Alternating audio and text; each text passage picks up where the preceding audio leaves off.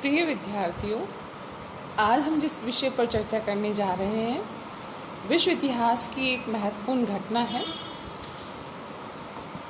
Germany का एकीकरण, जिसने संपूर्ण विश्व को प्रभावित किया। इससे पूर्व हम इटली के एकीकरण पर चर्चा कर चुके हैं। जर्मनी और इटली का एकीकरण यूरोपीय इतिहास की, विश्व इतिहास की एक महत्वपूर्ण घटना के रूप में देखा जाता है। जर्मनी, जिसने प्रथम विश्व युद्ध और द्वितीय विश्व युद्ध में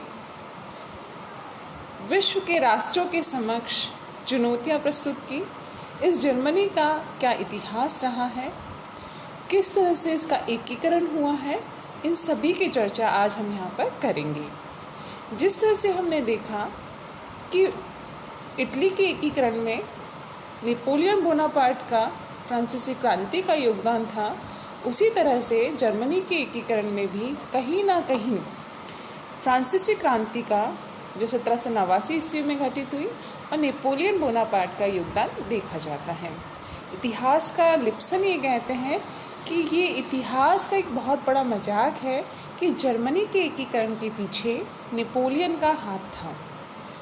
किस तरह से जर्मनी का एकीकरण पूरा हुआ, किन किन चरणों में हुआ, किसकी महत्वपूर्ण भूमिका रही, किसके नेतृत्व में जर्मनी का एकीकरण हुआ, इन सभी की विस्तार से चर्चा आज हम यहाँ पर करेंगे।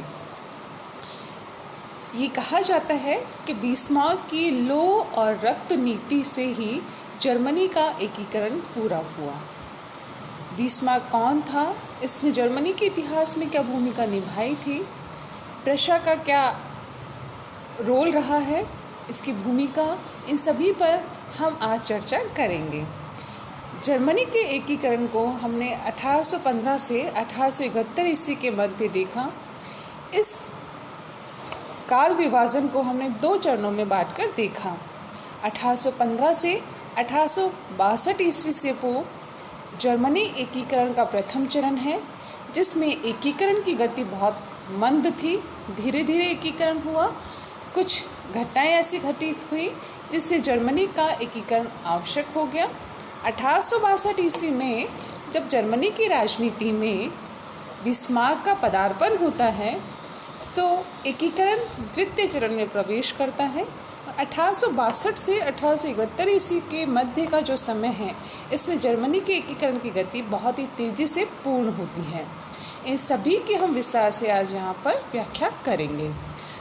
एकीकरण से पूर्व हम पढ़ेंगे कि जर्मनी की भौगोलिक पृष्ठभूमि क्या थी, किस तरह से एकीकरण की आवश्यकता महसूस हुई, क्या कारण था कि प्रशा के नेतृत्व में, बिस्मार्क के नेतृत्व में जर्मन के जो राज्य थे ये एक हुए हैं और जर्मनी का एकीकरण पूरा किया है। सर्वप्रथम हम देखें तो जिस तरह से 1870-71 ईस्वी में इटली का एकीकरण हुआ, उसी से मिलता जुलता जर्मनी का एकीकरण भी माना जाता है।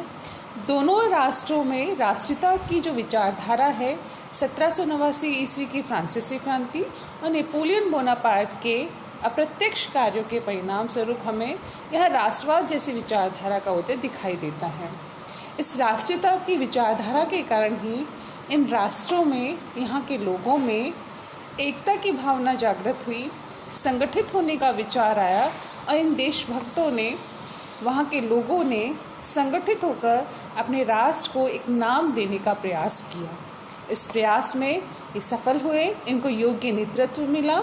जिस तरह से हम देखें इटली का एकीकरण पिडमॉन्ट सार्डिनिया के नेतृत्व में, काबूल के नेतृत्व में पूरा हुआ, उसी तरह से जर्मनी का एकीकरण प्रशा के नेतृत्व में और बिस्मार्क के नेतृत्व में पूर्ण हुआ।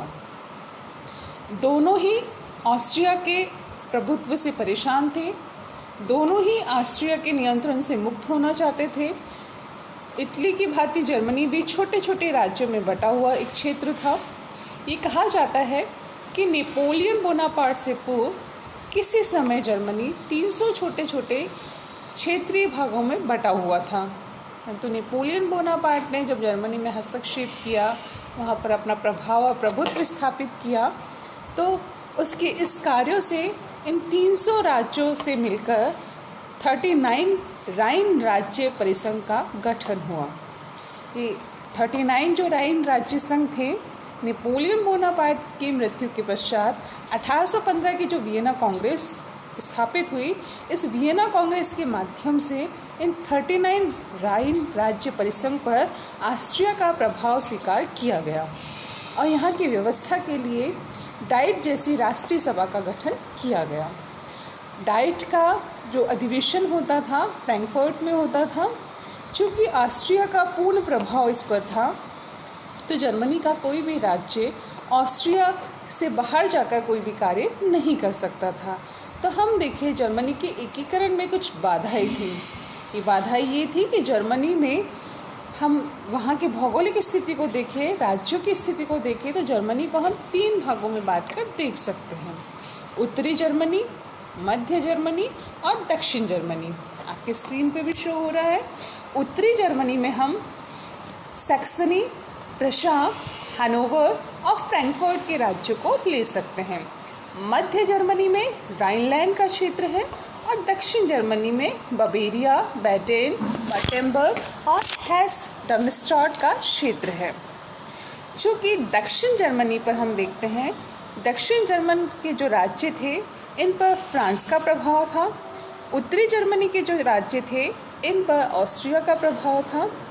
तो पूरा जर्मनी हम देखें तो ये विदेशी प्रभुत्व में, विदेशी प्रभाव में था। जर्मनी के एकीकरण में जो बाधाएं हैं अब हम उन पे चर्चा करेंगे। जर्मनी के जो अलग अलग 39 राइन राज्य हैं, ये धार्मिक दृष्टि से, राजनीतिक, सामाजिक एवं आर्थिक दृष्टि से एक दूसरे से अलग अलग थे। असमानताएं थी इनमें और इसी असमानता के कारण, इसी विविधता के कारण ये एकीकरण में प्रथम बाधा बने हुए थे। जर्मनी की यदि हम बात करें तो जर्मनी में ऑस्ट्रिया का हस्तक्षेप था, ऑस्ट्रिया का प्रभाव और नियंत्रण था। इसी वजह से अधिकांश जर्मन राज्य जो थे ये इसके प्रभुत्व से मुक्त होना चाहते थे। ऑस्ट्रिया का जो हैब्सबर्ग वंश है, इसके चांसलर मैटरनिक का यहाँ पर प्रभाव था। चूँकि अधिकांश जर्मन राज्य सैन्य दृष्टि से भी कमज़ोर थे, तो ये ऑस्ट्रिया के विरुद्ध कुछ कर पाने की स्थिति में नहीं थे। इसी तरह हम देखें जन सामान्य में जागृति का अभाव था, एकीकरण की दिशा में कोई कार्य नहीं हो रहा था अब तक। विदेशी शक्तियों का जर्मनी में हस्तक्षेप था, इनकी रुचि थी। किसी न किसी कारण से रूस, फ्रांस, इंग्लैंड, ऑस्ट्रिया ये जर्मनी के राज्यों में रुचि रखते थे। इस तरह से हम देखें तो जर्मनी के एकीकरण में अनेक सारी बाधाएं थी, जिनके कारण जर्मनी का एकीकरण नहीं हो पा रहा था। 1815 के पश्चात, वियना कांग्रेस के पश्चात, अब जर्मनी के जो राज्य थे, जो छोटे छोटे भागों में बटे हुए थे, उनको खुद को ये लगने लगा था कि जर्मनी में भी एकीकरण हो सकता है। राष्ट्रवाद की विचारधारा वहाँ पर लोकप्रिय हो रही थी। ऐसे में हम देखें तो प्रथम चरण की चर्चा अब हम करेंगे। 1815 से 1862 ईस्वी का जो समय है, जिसमें एकीकरण की गति बहुत ही धीरे धीरे रही थी।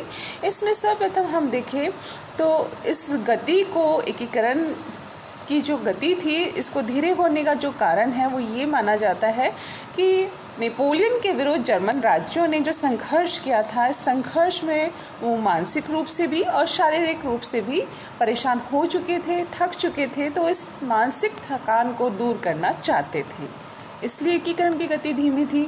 दूसरी तरफ हम देखें तो जर्मनी में जो इतने सारे राज्य हैं, सभी में अलग अलग विचारधारा के लोग थे। कुछ सुधारवादी ये चाहते थे कि प्रतिक्रियावादी थे और ये चाहते थे कि ऑस्ट्रिया के हैब्सबर्ग साम्राज्य के अधीन ही जर्मनी का एकीकरण हो, जबकि सुधारवादी ये चाहते थे कि प्रशा के नेतृत्व में संपूर्ण जर्मनी के राज्य संगठित हों। जबकि कुछ ही चाहते थे उदारवादी, गणराज्यवादी, गणतंत्रवादी, कि जर्मनी के सभी राज्यों को मिलाकर, सभी जो क्षेत्रीय इकाइयाँ हैं इनको मिलाकर गणराज्य स्थापित किया जाए। तो इस तरह से अलग अलग जो विचारधारा थी, अलग अलग जो सुधारवादी थे, प्रतिक्रियावादी अलग थे, उदारवादी अलग थे, गणतंत्रवादी अलग थे, सुधारवादी अलग थे, सभी के अपने अपने विचार थे, जिसके कारण एकीकरण की गति बहुत शिथिल थी। आगे हम देखें तो मेटरनिक जो कि ऑस्ट्रिया का चांसलर था, वो भी नहीं चाहता था कि जर्मनी का एकीकरण हो, जर्मनी के राज्य उसके प्रभाव से, उसके प्रभुत्व से बाहर जाए। और ऐसे में उसने 1819 ईस्वी में कार्लसवाद की घोषणा करी। कार्लसवाद में इसने शिक्षकों पर, विद्यार्थियों पर नियंत्रण लगाया, गुप्त समितियां बनाने में, समाचार पत्रों पर, इन सभी पर उसने नियंत्रण लगाया। तो इसकी वजह से अब धीरे धीरे कर जर्मनी में प्रतिक्रिया होने लगी, ऑस्ट्रिया के प्रभाव से मुक्त होने की आशा होने लगी। तो ऐसे में हम देखते हैं कि ऑस्ट्रिया और प्रशा में द्वेष बढ़ता गया। राष्ट्रीयता की भावना जागृत करने के प्रश्न पर ऑस्ट्रिया और प्रशा में एक मत नहीं था। इस वजह से भी एकीकरण की जो गति थी वो धीरे धीरे आगे बढ़ रही थी। ऐसे में हम देखें तो जब वहाँ पर दार्शनिकों, विचारकों, इतिहासकारों, लेखकों, कवियों के माध्यम से जब बौद्धिक जागृति शुरू हुई तो उसका प्रभाव जर्मन वासियों पर पड़ा। उनमें देशभक्ति की, राष्ट्रीयता की, एकीकरण की भावना, संगठित होने की भावना जागृत हुई। इसी में हम देखें तो बर्शनशेफ्ट संगठन, जैना विश्वविद्यालय के विद्यार्थियों ने बर्शनशेफ्ट संगठन बनाया, जिसकी शीघ्र ही शाखाएं 16 अन्य विश्वविद्यालयों में फैल गई। इनका ये मानना था इस संगठन का कि नैतिक चरित्र के उत्थान से ही जर्मनी एकीकृत हो सकता है। इसी विचारधारा के परिणाम स्वरूप बौद्धिक जागृति दार्शनिकों के माध्यम से और लेखकों के माध्यम से भी तेजी से लोकप्रिय हुई। इसमें हम नाम ले सकते हैं हर्डर का, फिक्टे का, हीगल का, राके का और डॉलमैन का, बोमर का, हेनरिक हाइन का। इन कवियों ने, इन दार्शनिकों ने जर्मन वासियों को उनके प्राचीन इतिहास से, उनके गौरव से परिचित करवाया, उन्हें अपनी संस्कृति, उनके गौरव का अभिज्ञान कराकर उनको संगठित होने के लिए प्रेरित किया। हीगल ने तो जर्मन राष्ट्र की विचारधारा को लोकप्रिय बनाया। ऐसे में हम देखते हैं कि बौद्धिक जागृति के परिणाम स्वरूप एकीकरण की गति तेजी से आगे बढ़ने लगी। जो दूसरा महत्वपूर्ण कारण माना जाता है जर्मनी के एकीकरण का, वो कारण है जॉलबरीन आर्थिक संघ, जिसको हम कहेंगे कि जर्मन राइन राज्यों ने मिलकर प्रशा के नेतृत्व में अपना एक आर्थिक संघ बनाया। अपने व्यापार की उन्नति के लिए, व्यापार की प्रगति के लिए उन्होंने चुंगी मुक्त व्यापार करने की घोषणा की। 1834 ईस्वी में 18 जर्मन राज्यों ने मिलकर ये अपना आर्थिक संघ बनाया था, जिसका उद्देश्य आपस में व्यापार में चुंगी समाप्त कर व्यापार को प्रोत्साहन देना था। ये स्वतंत्र व्यापार को प्रोत्साहन देने के लिए उन्होंने शुरू किया था, जिसमें केवल आर्थिक विचारधारा ही काम कर रही थी। इसमें कहीं से राजनीतिक विचारधारा नहीं थी, परंतु अप्रत्यक्ष रूप से इसने एकीकरण के मार्ग को प्रशस्त करने में सहयोग दिया, योगदान दिया। 1850 ईस्वी तक प्रशा के नेतृत्व में सभी जर्मन राज्य इस आर्थिक संघ में शामिल हो गए। प्रारंभ में ऑस्ट्रिया को नहीं पता था कि इसका इतना दूरगामी प्रभाव होगा, नहीं तो हो सकता था कि वो जॉलबरीन को बनने ही नहीं देता। इस तरह से जॉलबरीन से राष्ट्रीयता की भावना का प्रसार हुआ और जर्मनीकरण को प्रोत्साहन मिला, क्योंकि आर्थिक रूप से जब वो मजबूत हुए तो वहाँ पर व्यापार वाणिज्य की प्रगति हुई। ऐसे में हम देखते हैं कि जर्मनी में जब औद्योगिक विकास हुआ, 1848 ईस्वी की औद्योगिक क्रांति का प्रभाव जर्मनी पर भी पड़ा। वहाँ पर औद्योगिकरण को प्रोत्साहन मिला, रेल निर्माण उद्योग को प्रोत्साहन मिला, संपूर्ण जर्मनी में रेल मार्गों का विस्तार हुआ।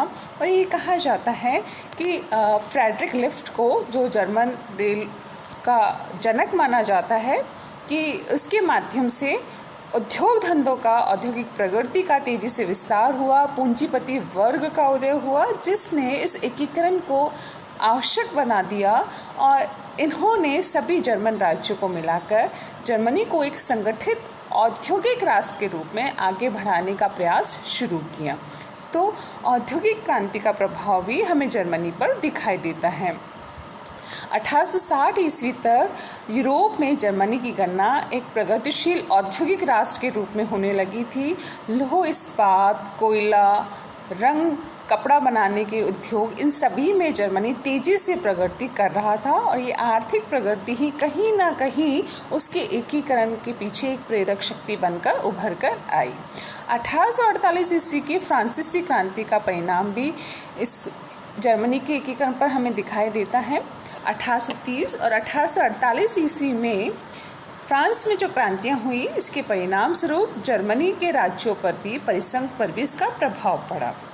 चूँकि 1848 की क्रांति तथा मैटरनिख के ऑस्ट्रिया पलायन से अब जर्मन वासियों को भी लगने लगा कि वो ऑस्ट्रिया के प्रभाव से मुक्त हो सकते हैं, तो उन्होंने निरंकुश राजतंत्र के स्थान पर वेद राजतंत्र की स्थापना का प्रयास शुरू किया। प्रशा का शासक था फ्रेडरिक विलियम चतुर्थ। उसने इस परिवर्तन को स्वीकार किया और उदार संविधान बनाने की परमिशन दे दी। फ्रैंकफर्ट में 1848 ईस्वी में संसद का गठन हुआ, संविधान बनाने का कार्य शुरू हुआ, परंतु 1849 में जब एक साल बाद ये संविधान बनकर आया तो तब तक परिस्थितियां बदल चुकी थी। उदारवादी, संविधानवादी और राष्ट्रभक्त जो थे, उनके उद्देश्यों पर पानी फिर गया था और फिर से प्रतिक्रियावादी शक्तियां सर उठाने लगी थी। फ्रेडरिक विलियम चतुर्थ ने अपने को संविधान से पीछे कर लिया था और वो संयुक्त जर्मनी का शासक नहीं बनना चाहता था। तो इस तरह से हम देखते हैं, हालांकि प्रत्यक्ष रूप से तो इस कार्य ने जर्मनी का एकीकरण नहीं किया, परंतु अप्रत्यक्ष रूप से ऑस्ट्रिया के हस्तक्षेप को दूर करके, प्रभुत्व को दूर करके अब जर्मनी के एकीकरण की आवश्यकता महसूस की जाने लगी। ऐसे में हम देखते हैं कि जब ऑस्ट्रिया के प्रभुत्व से मुक्ति प्राप्त करने के लिए प्रशा पूर्ण रूप से प्रयास करने लगा, तो बिस्मार्क जैसा चांसलर जब प्रशा को मिला तो अब एकीकरण का मार्ग सशक्त होकर आगे बढ़ने लगा। जर्मनी का एकीकरण अब प्रवेश करता है द्वितीय चरण में, जिसकी चर्चा हम करेंगे आगे।